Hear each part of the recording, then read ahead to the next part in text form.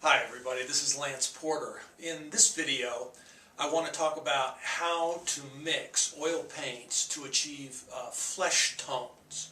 So let's get started. First of all, what do you need? What kind of equipment and materials do you need to mix flesh tones out of oil paints? Well, there are just a few things.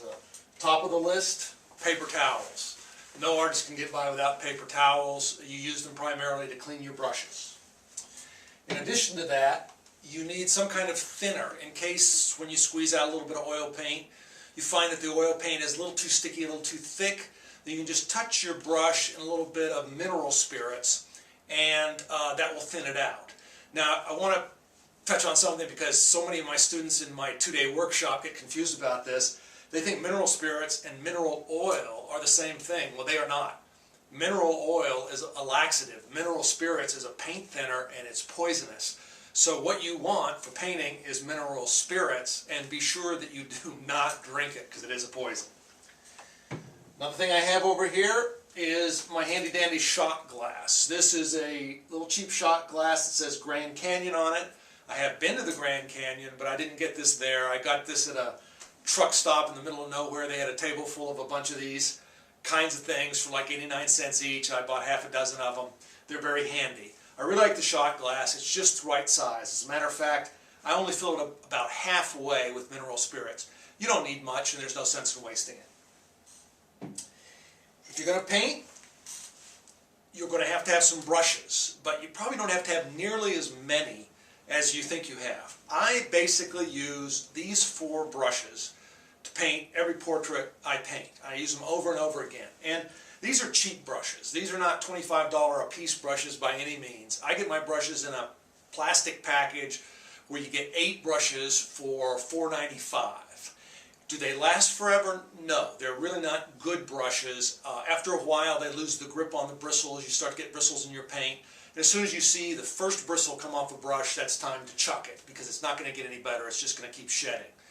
But on the other hand, you can get another 8 for $4.95. So it's a trade-off. If you want to spend $25 on your brushes, go ahead. Then you have every reason to be proud of what nice brushes you have. But don't get it into your head that those $25 brushes are going to allow you to paint any better, because that they won't do. Last longer? Yes. Paint better? No. The cheap brushes work just fine. So the 4 brushes I use are, first of all, my big fluffy brush. I don't know how else to describe it. It's got a big fat fluffy head and it's soft. And I use this, I never use it for applying paint. I use this brush only for blending paint together. For example, if you can see in this little girl's portrait, one side of her forehead is the lighted side. It's very light. The other side is the shadow side, and much darker and redder. So what you do to paint this is you paint that flesh tone on right up to this sort of dividing line, which is a very uneven dividing line, but there is one. And then you paint these tones in here. Then put down the brush that you used to paint that with, get out your big fluffy blending brush, and then you brush them together back and forth until you've actually lost the line that separates them. So what you see here is an example of one flesh tone, another flesh tone, distinctly different, but the line between them is what painters call a lost line. And the way you lose a line is with this puppy right here. The other brush that I like to use is this brush. It's about a 1/4 inch or 1/2 inch wide, and it's just a flat brush. I use this for applying paint over large areas. For example, here or here, I would actually apply the paint with a brush like that. Then I have what's called a round brush. I like them to come to a nice point, and this one does. This is a fairly large one. I use this for smaller areas like the nose, things where there's a little more detail. And then I have the 4th one that I frequently use. This one is another round brush that just comes to a point. And I use this for my smallest areas detail, for example, the pupil of the eye, eyelashes, things like that. So you're going to need brushes, but you don't need a lot of brushes, and you don't need to spend a lot on them. Now, one other thing you're going to need to blend flesh tones with oil paint is a palette. And what I use for a palette is right here. And if this looks like a paper plate to you, that's because it is a paper plate. I've used wooden palettes, I've used poly palettes, and I've used the kind of tear-off disposable palettes that you buy in the art store. And I'm here to tell you the best thing to use is one of these. They are dirt cheap. I get the cheapest ones I can find at the supermarket. I get the 100 plate stack. I use it. When I'm done with it, I throw it in the garbage, never give it another thought. These things just work great as palettes. I don't see any sense of spending any more money than you have to. So that brings us down to the paints themselves. And I want to go through them real quickly, one at a time.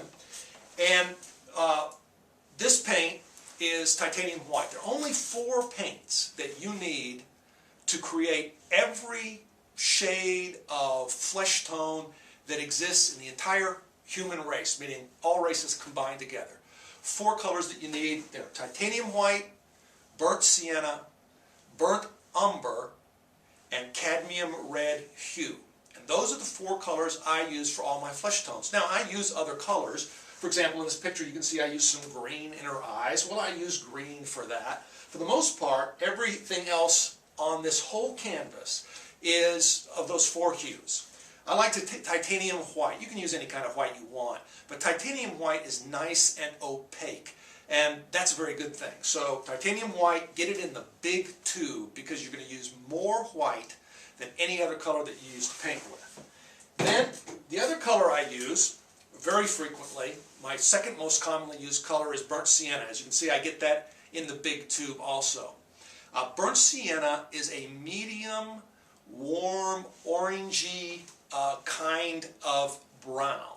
And it's very useful. When you mix it with white, you get all kinds of tan shades that are almost, but not quite, perfect flesh tones by themselves. Just by mixing white with burnt sienna, you'll get something close, very close, to a really good flesh tone, and in a wide range of colors. You can go from dark shadowed areas to very light areas depending on how much burnt sienna you use and how much white, obviously. But if you painted a whole portrait with just white and burnt sienna, it would look pretty good, but it would look a little like a cadaver. It would look a little bit like the person you were painting was lying in their casket. They would be bloodless. Well, how do you get the blood into the occasion? The answer is with cadmium red hue. Cadmium red hue goes a long way. You only need a small tube of this. In fact, a tube like this will last me for a dozen or more portraits, unless I'm painting somebody who's wearing a red shirt or something like that, and I'll wind up using a lot of it.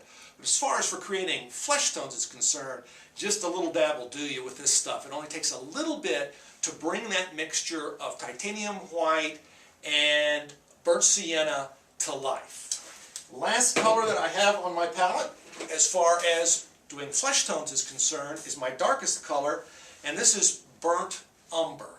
And burnt umber is a very dark, grayish brown. It's referred to as a cool brown.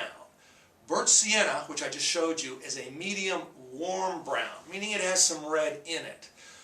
Burnt umber has very little red in it. When you thin it down, it starts to look almost like, as much like a brownish gray as it does an actual brown. Very, very little. So this is not only my darkest shade, but it's my coolest shade. Of course, if I want to warm it up, I can mix it with cadmium red hue, and that works just fine.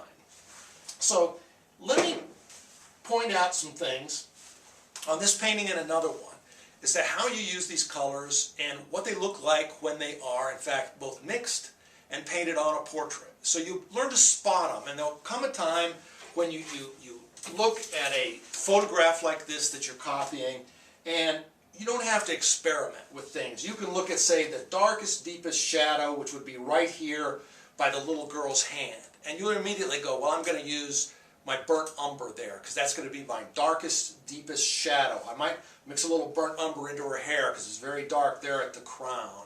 And you'll just spot this thing from a mile away. That's the great thing about using this sort of simplified mixing system I use with only the 4 colors.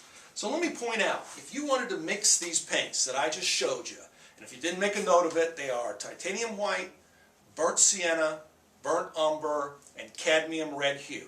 Only 4 colors that I think you need to buy at the art store in order to paint every flesh tone that you'll ever want to paint. How do you use them? All right? In an area right here, what this is made up of, her cheek, the lighted part of her chin, most of the lighted part of her forehead, underneath her eyebrow. That is very simply a combination that consists of titanium white, mostly titanium white, mixed with just a very little bit of burnt sienna, and mixed with even a smaller amount, just a flick of cadmium red hue to bring it to life a little bit. So this is very light, so it's mostly white, warmed up just a little bit with burnt sienna to give it a little tannish color, and then brightened up or reddened up with just the tiniest amount of cadmium red hue. That's what you're looking at all through here. The lighted part of her nose, all of this is simply that mixture. Now, what about the shadow side of her face? And I've made this rather red, but if you look at the photo that I was going by, it's very red on the photo as well. So I kind of copied the skin tone shades that were on the photo, with the exception of the light areas I thought were a little overlit on the photo, so I brought them down. I made them a little warmer, a little darker, a little more tannish on my painting. I don't copy something if I don't like the way it worked on the photo. But I did like the reddish part, because this is a young girl. It's a sweet, innocent little girl, and I thought it was appropriate that she have some pink in her skin. She's in great health, and the pink is part of what shows that somebody's healthy and not dead. So these colors are exactly what I just told you these colors were, meaning white mixed with a little bit more of the burnt sienna and mixed with a little bit more of the cadmium red hue. So there's no difference in this side of the painting and this side of the painting except how much of each ingredient you use. And there's no formula for that. You put the paints on your paper plate, you mix them around with your brush until they look the way you want them to look, and then you start to paint. If you think it should be a little lighter, mix in more white. If you think it should be more redder, mix in more red. If you think it should be darker or browner, mix in more of the burnt sienna. It's as simple as that. There's really nothing to it. Now there is a little bit of burnt umber in this picture, but not in the actual face tones. Right here the darkest shadow is burnt umber. Under here the darkest shadow is burnt umber. The low lights or darkest parts of her hair are burnt umber. And this part of the background right here running along the hairline is burnt umber. So is the signature. So let me hold this up a little closer so you can see it. And that's what burnt umber looks like straight, right out of the tube, not mixed with anything. So my background, which is one of my favorite color combinations incidentally for backgrounds, is burnt umber, and here it's burnt umber mixed with burnt sienna, and then toward the very top where it's lightest, it's burnt umber mixed with burnt sienna with a little titanium white thrown in to lighten it up a little bit. Again, the signature is that's exactly what straight burnt umber looks like. So apart from the green in the eyes, this whole painting was done with just 4 colors: titanium white, burnt sienna, burnt umber, and cadmium red hue. And I'm here to tell you, those are the only colors you want. You can get other colors. A lot of people use yellow ochre in their skin tone mixtures, and I've used it too. And it produces a nice effect. But the fact is you don't need it, so why complicate your life if you don't?